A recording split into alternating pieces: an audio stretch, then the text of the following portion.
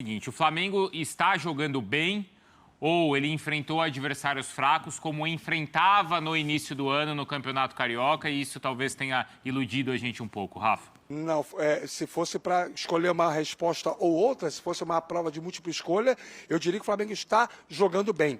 Agora eu quero falar sobre um jogador que toda vez que os assuntos fervem no Flamengo, ele é deixado de lado, que é o Pedro. Muita gente queria saber a reação do torcedor com o Gabigol, como vai ser Maracanã, Gabigol, a história da camisa do Corinthians. Mas posso falar uma coisa? Enquanto isso, o Pedro tem 20 gols na temporada. É um cara que daqui a pouco, se as opções não aparecerem, pode estar na Copa América, também convocado pelo Dorival. O noticiário do Flamengo, enfim, entra num clima de mais normalidade, que é a gente falar do titular, do jogador que atua, mais do que quem é reserva dele. Porque não era normal o Pedro fazer gol atrás de gol, ele é o artilheiro do Brasil nesse ano, e a gente falar do Gabigol, do Gabigol, do Gabigol.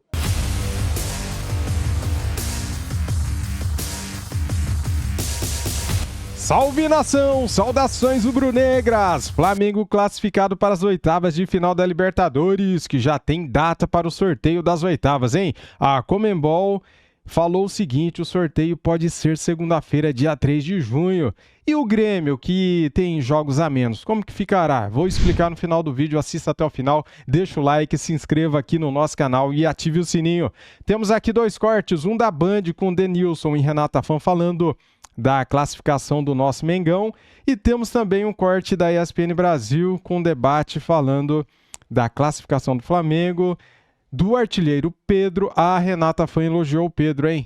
No corte da ESPN Brasil eles falaram bastante da situação de Gabigol, de Pedro, do Tite, do Flamengo. Flamengo que jogou muito bem contra o Milionários ontem, fez um ótimo primeiro tempo. Tudo isso aqui e agora. Então é o seguinte, hoje tem mais uma rodada aí de Libertadores da América, 6 jogos, né? O Grêmio joga hoje.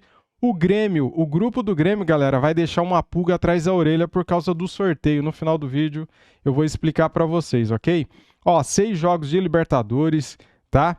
Temos aqui 6 jogos de Copa Sul-Americana e tem também outros jogos de futebol pelo mundo. Agora sim, vamos acompanhar aqui o vídeo que eu separei para vocês.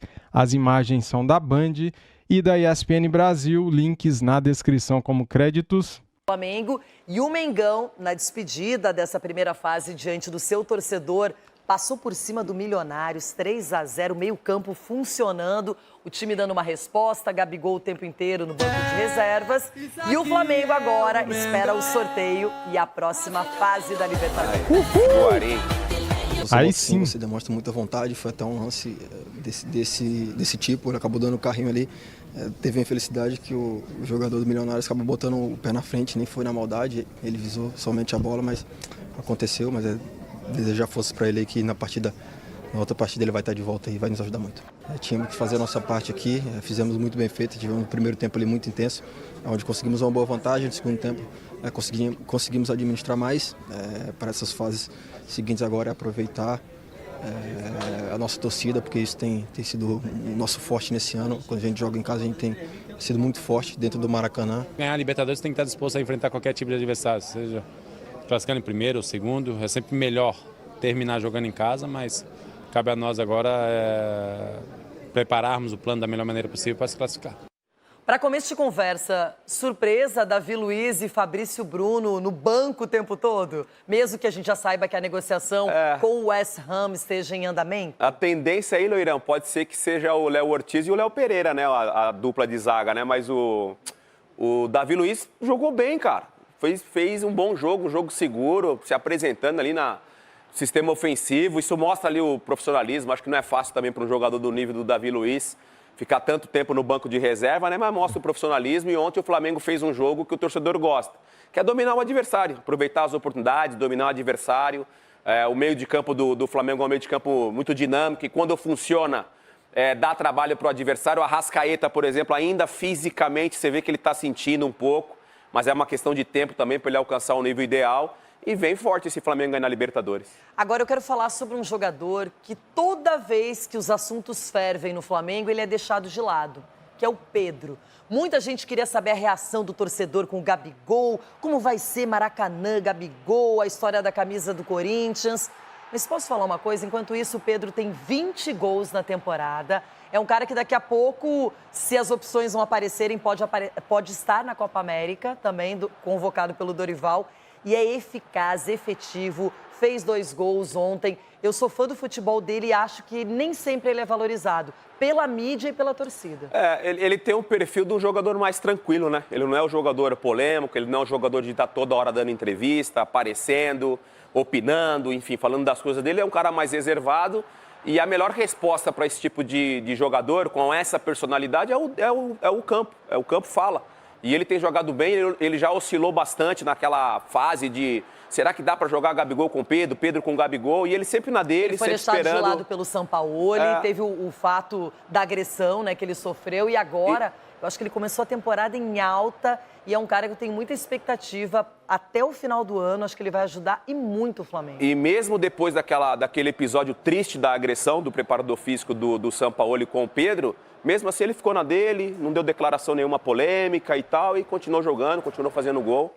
Parabéns pela postura também, interessante. E aí tem esse lado do Gabigol, as câmeras toda hora procurando o Gabigol, que ficou mais uma vez o tempo inteiro no banco de reservas, não foi acionado pelo Tite. É completamente o perfil diferente que a gente falou agora do Pedro, né? O Gabigol é o artista, o Gabigol é a celebridade, ele gosta de estar envolvido, provavelmente gosta que o nome dele seja falado constantemente na imprensa, seja positivamente ou negativamente, e nesse momento o Gabigol está com a imagem arranhada com o torcedor flamenguista e é questão de tempo para ele tentar recuperar, se caso ele voltar a jogar com a camisa do Flamengo. Agora vamos pensar de forma prática. Ninguém quer pegar o Flamengo, que é hoje do pote 2, ficou na 2ª colocação no seu grupo, até de maneira inesperada.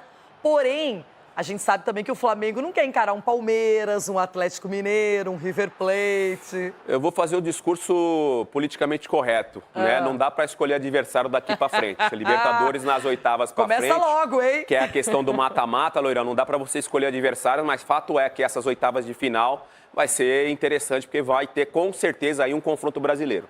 Primeira missão cumprida, Flamengo classificado, já tem a classificação do Corinthians na Sul-Americana. Graças também aos gols do Pedro, e a gente está vendo que ele chega a 20 na temporada, a gente vai ver agora, sim, ó, 41% dos gols então do time marcados por esse jogador. E a vantagem em relação aos outros é que o que também impressiona, né?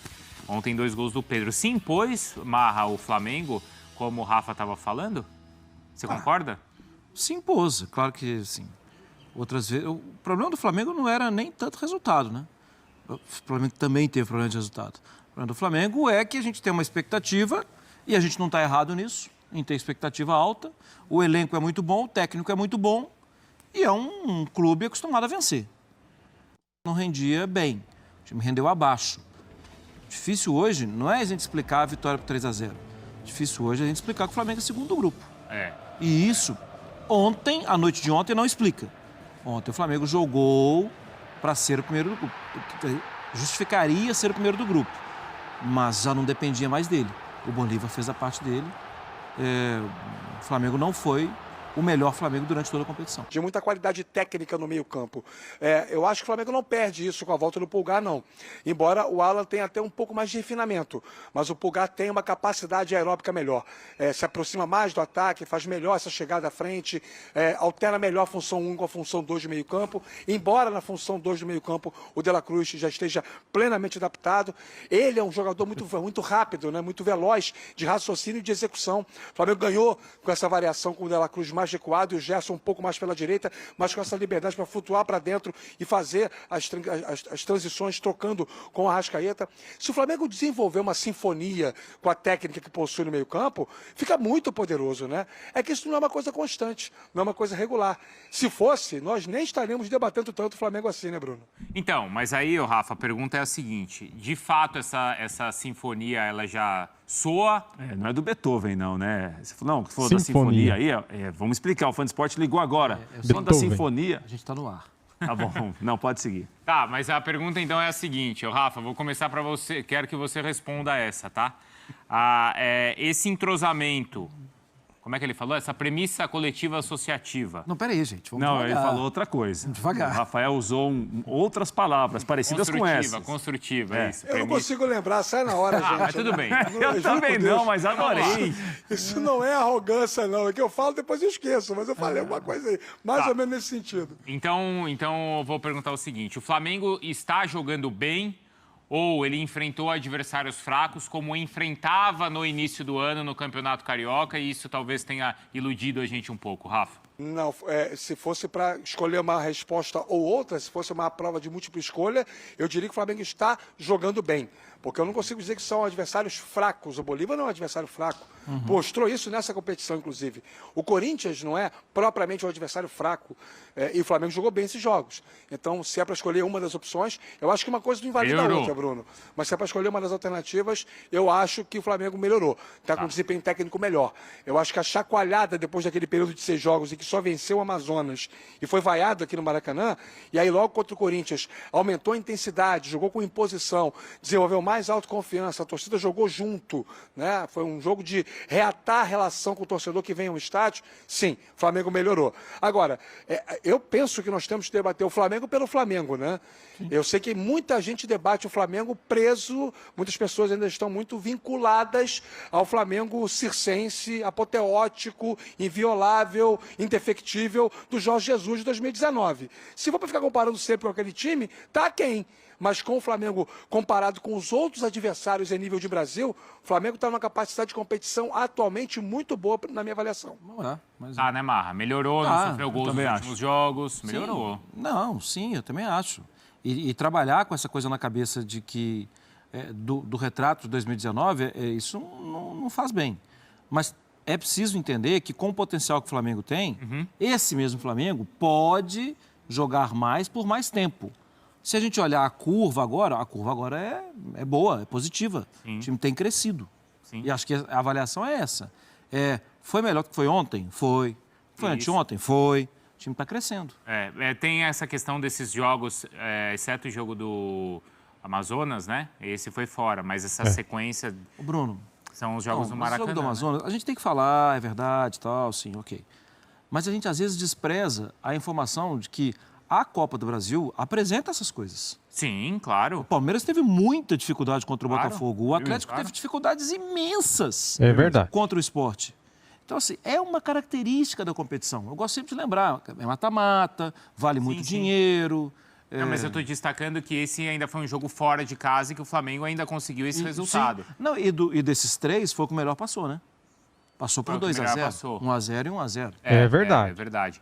A questão é se ele vai voltar, vai manter essa curva, né, ascendente nos jogos fora de casa também. E o Tite, certamente, ele foi também muito perguntado ontem sobre isso, né? Aliás, perguntado 3 vezes. Ele falou, mas é a terceira pergunta que me fizeram, não quer perguntar outra coisa. E ele falou, não tem uma explicação para isso, né? E quando o Tite, por exemplo, ele não, abertamente, ele não fala em relação à campanha que o Flamengo fez, terminando em segundo na chave... Tem toda a ligação também com uma opção da diretoria que o Tite concordou em priorizar naquele momento ganhar o estadual. Aquilo também teve um peso para a campanha em algum momento. O Flamengo colocou um time que é um grande elenco, mas um time um pouco mais frágil no começo da Libertadores, para priorizar ganhar como ganhou do Nova Iguaçu. Mas fez 3-0 na ida. Sim, mas ali houve uma concordância da diretoria. O Tite ele é muito hábil quanto a isso, ele não vai bater de frente com a diretoria, ele vai conversar, ele vai certamente pontuar algumas coisas, vai ouvir outras coisas, em que ele pensou o seguinte, olha... A gente pode perder alguns pontos agora no começo, que vai recuperar depois. Recuperou, mas não para ser o líder. Agora, o Flamengo em segundo, Bruno, muda a cara da Libertadores também. Sim. Muda completamente. É um favorito, é um dos favoritos ao título, passando em segundo. Sim. Não é bom definir fora do Maracanã. Para o Flamengo não é bom, mas também não é bom enfrentá-lo. Então, a Libertadores, a partir da semana que vem, com os sorteios, vai ganhar uma outra cara. Hein, o sorteio. Se você parar para pensar... Flamengo, aí, viu, Rafa? Flamengo e Botafogo. Exatamente. Flamengo e Botafogo. Tem essa definição de São Paulo hoje. E também a curva do Botafogo é uma curva crescente. Muito. Não, e a Libertadores, né? A gente pode pontuar que, você falou bem na Copa do Brasil, Mário, às vezes o fator casa na Copa do Brasil, ele acaba sendo diluído no meio do caminho. Agora, na Libertadores, o fator casa tem um peso grande. Para a arbitragem tem um peso grande. Para o ambiente que é criado contra um time que não é do país tem um peso grande. Para bem e para mal. A gente fala muito dos brasileiros, que são os mais fortes, mas definir contra o River fora é muito incômodo, é complicado. Pode ser complicado definir em Barranquilha. O Júnior não ganhou, mas foi o líder de uma chave difícil. Mas do pote 1 é o que tô querendo o Júnior, né? É o que você queria enfrentar? É. Do pote 1 é. Claro, vou querer quem? O Palmeiras? Não. Vou querer o River? Galo? Jamais. Jamais. O Bolívar? Campeão, Fluminense, Como campeão. assim, jamais? Jamais, jamais. Então você vai enfrentar. Bom, é 13h, o sorteio na segunda-feira, tá? Na segunda-feira, 13h. Dá um azar? Jamais. Jamais, eu não posso deixar barato. Todos aí nas últimas Rafa, áreas. é o seguinte. E o Gabi, hein? Porque o Pedro falou ali que foi uma dolorosa irrelevância, porque não foi nem vaiado, nem aplaudido. Não, ele não foi escalado. Já que você estava nas alternativas. Alternativa A, não foi escalado porque... Não, ele depois do torta na cara, ele ficou assim. Ele adorou isso. Aí o desempenho foi razoável. Aprendeu. Só não pode passa ou repassa, né? Aqui você tem que passar sempre, viu, Bruno? Não, você tem que responder. Aqui não tem para repassa. É o seguinte. A, ele não foi escalado porque ele é a última opção no ataque. B, ele foi protegido pelo Tite, fica no banco, esquece, o time tá jogando, não vão falar de você. Ou a alternativa C... Posso apertar o botão? Ele ficou de castigo, vai ficar aí no banco até o final. B. B, mas sem sombra de dúvidas. E assim, independentemente do histórico da relação entre o Tite e o Gabigol, que ela tem vários capítulos nessa relação, desde o tempo em que o Tite assumiu a seleção brasileira, lá em 2016, e o Gabigol vivia um grande momento, esperava ser titular na seleção, e aí acabou que o Gabriel Jesus foi o escolhido, e aí o Gabigol não reagiu muito bem. De lá para cá, são muitos os capítulos dessa relação, direta e indiretamente. Mas, neste momento, o Gabigol é, primeiro, um jogador do clube, é um ativo do Flamengo, tem contrato com o Flamengo. Segundo, é um ídolo do clube. Então, qualquer exposição que seja feita nesse momento ao Gabigol, ela pode respingar negativamente no próprio Flamengo. O Tite é minhoca da terra o suficiente para saber que, se ele colocasse ontem o Gabigol em campo, no jogo que o Flamengo vence o Milionários por 3-0, garante uma classificação para a segunda fase, a torcida aplaude o desempenho da equipe. Se ele coloca o Gabigol em campo, que fosse um minuto, esse ato em si, esse fato em si, iria tirar totalmente a atenção do jogo. Desviaria o foco. E a última coisa que o Tite poderia fazer ontem era dar brecha para esse foco ser desviado. Então é a alternativa B, é uma preservação do Gabigol, é uma preservação do Flamengo, não precisava dele em campo, não precisava expô-lo ao Maracanã com 64 mil pessoas. É uma coisa que fala sobre o Gabigol, mas fala também sobre o Flamengo. E o Tite vai saber utilizar isso muito bem, utilizar o Gabigol em campo só quando houver todo um cenário que dê segurança para que o jogador atue. O que ele fez mexeu muito com o sentimento do torcedor e abalou a relação dele com a galera, Bruno. E é verdade, né, Marra? Eu acho que, de fato, ouvindo o que o Rafa tá falando, o Tite, ele foi mesmo inteligente, né? Bom, o Tite, melhor do que ninguém, sabe como lidar ali com o grupo, A gente abriu o programa hoje com a vaia ou com o Gabigol. Sim, porque mesmo com 3-0, se ele coloca o Gabigol, alguma reação ia existir. Ou vaia ou aplauso. Agora, olha só onde é que está, como talvez, não sei se ele pensou nisso, se ele fez essa conta. Mas, por exemplo, contra o Vasco, ele não vai ser vaiado. A torcida imagina um jogo entre Flamengo e Vasco, não é, Rafa? Flamengo e Vasco. Coloca o Gabigol, a torcida do Flamengo não vai vaiar o jogador do próprio Flamengo contra o Vasco, não é, Rafa? Contra o Vasco ele vai jogar. Isso é seguro. Quanto tempo? O que o jogo permitir. Ele pode entrar em campo com o Flamengo, de repente, vencendo bem o Vasco, para poder ser um teste da relação com a torcida, o quanto que uma entrada dele desviaria a apoteose de vencer o principal rival histórico, ou ele pode entrar em campo para, de repente, ajudar a resolver um jogo que o Flamengo não esteja conseguindo desenvolver bem. É o campo que vai dizer para o Tite a minutagem da entrada do Gabigol, mas que ele vai jogar, é óbvio que vai, porque se ele não jogar, é o segundo jogo consecutivo, sendo ele, esse jogo agora, com caráter peculiar, que é um clássico, em que o ídolo da nação não entra em campo diante da nação. Aí você cria um novo fato. Teremos aí uma nova realidade, um novo contexto para o debate, que é, Tite não quer expor o Gabigol mesmo. Olha, foram 2 jogos e o cara não jogou. Aí vai ter a reação do jogador, aí pode ter participação dele em rede social, algumas coisas que vêm a reboque. Então, assim, administrar um Gabigol no banco não é uma coisa fácil para ninguém. E o Tite talvez seja um dos técnicos mais capazes capacitados para esse tipo de coisa na atualidade. Mas contra o Vasco, domingo, aqui no Maracanã, quiser fazer uma odd aí, eu entro com você, viu, Bruno? O Gabigol entra em campo. Então, eu só penso o seguinte, eu concordo com a visão do Rafa, eu só penso o seguinte, se ficar pensando qual vai ser a reação do Gabigol em rede social, isso é completamente nocivo, né? Por mais que eu assim, respeite demais a história do Gabigol, já falei 500 vezes até de técnicos do passado recente do Flamengo, que o Gabigol vinha para dar entrevista e para falar, não, ele está tentando isso, eu vou ajudar, tal. Ok, já. Mas não dá para o técnico ficar pensando na reação do jogador na rede social, cara. Sério, não dá. São todos funcionários do Flamengo. Sim.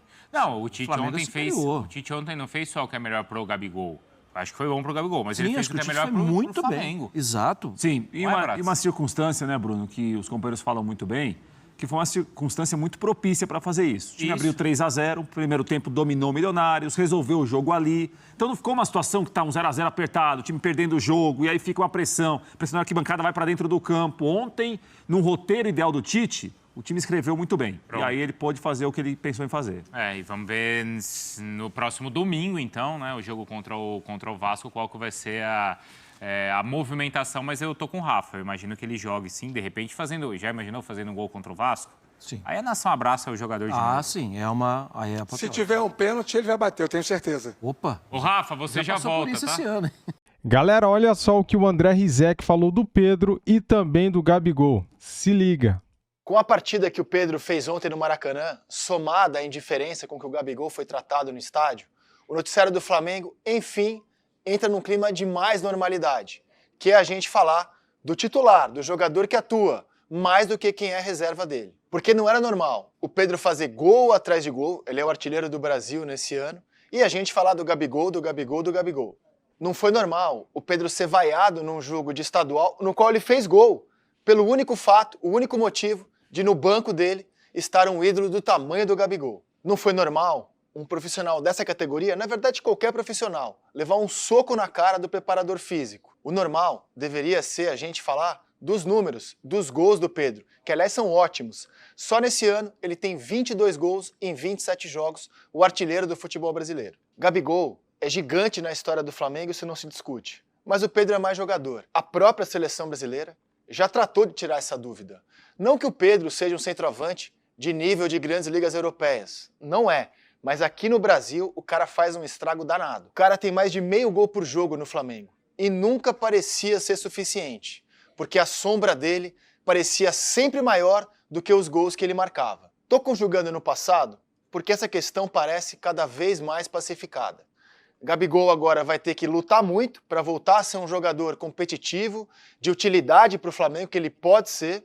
E o Pedro, dentro de uma normalidade, seguir fazendo gol atrás de gol. O melhor para o Flamengo, e na verdade o melhor para qualquer clube, é falar apenas de futebol. E na bola, é bola para o Pedro que ele resolve. Cara, só digo uma coisa, parabéns ao Pedro, 20 gols na temporada, cara, é o artilheiro do Brasil na temporada, ninguém marcou mais gols que ele, então ó, parabéns Pedro, você é bom demais, você está honrando o manto sagrado e tem uma média espetacular, cara. Enquanto o Pedro tem 20 gols, o segundo jogador do Flamengo que tem mais gols tem 4. Ou seja, olha a diferença, galera. Olha a diferença de comprometimento, de profissionalismo desse cara. Cara, o que o Gabigol fez, ninguém apaga. Está marcado na história do Flamengo. Só que a gente tem que dar valor em quem está fazendo neste momento o melhor para o nosso Flamengo. E essa pessoa é o Pedro. Temos que exaltar o Pedro, enaltecer, apoiar, incentivar, elogiar. É isso que a gente tem que fazer com esse cara que dentro de campo é bom demais. Pedro que teve uma fase ruim no Flamengo. Lembra, galera, quando ele foi desconvocado para as Olimpíadas? Ele ficou ali meio triste, ficou desanimado no Flamengo, mas ele nunca desistiu, cara. O Flamengo não permitiu que ele fosse para as Olimpíadas e o cara permaneceu no Flamengo, teve proposta do Palmeiras, não foi, ficou, teve proposta de fora para ganhar bem mais, não foi, quis ficar no Flamengo, é assumido o torcedor do Flamengo, né? Isso daí a gente tem que exaltar, enaltecer e reconhecer. Temos que valorizar o Pedro, cara, por tudo que ele vem fazendo. Em 2022, o Flamengo venceu a Libertadores com o gol do Gabigol. É verdade, só que o artilheiro daquela Libertadores foi o Pedro. Muito bem, eu acho que eu já disse aqui quase tudo, né, cara? Então, mais uma vez, parabéns, Pedro. Flamengo classificado para as oitavas de final da Libertadores da América. O sorteio provavelmente será na segunda-feira. A Conmebol, ela vai fazer o sorteio na segunda-feira, não tem um horário ainda. E sobre o Grêmio, né, que está na Libertadores, que tem 2 jogos atrasados, eles vão fazer o seguinte: eles vão pôr um asterisco, né, no grupo do Grêmio. Por exemplo, Flamengo e asterisco. Pode ser o Grêmio ou pode ser o Strongest, né? Pode ser outro time e o asterisco, entendeu? Então é isso que eu fiquei sabendo. A Conmebol quer fazer o sorteio da Libertadores da América antes de começar a Copa América. E o planejamento é para que este sorteio seja na segunda-feira, dia 3 de junho. Valeu? É isso. Quem será que o Flamengo vai pegar no sorteio da Libertadores? Não sei. Só sei o seguinte: vai ser pedreira para o Flamengo, porque vai pegar um time do pote 1. A gente não sabe qual.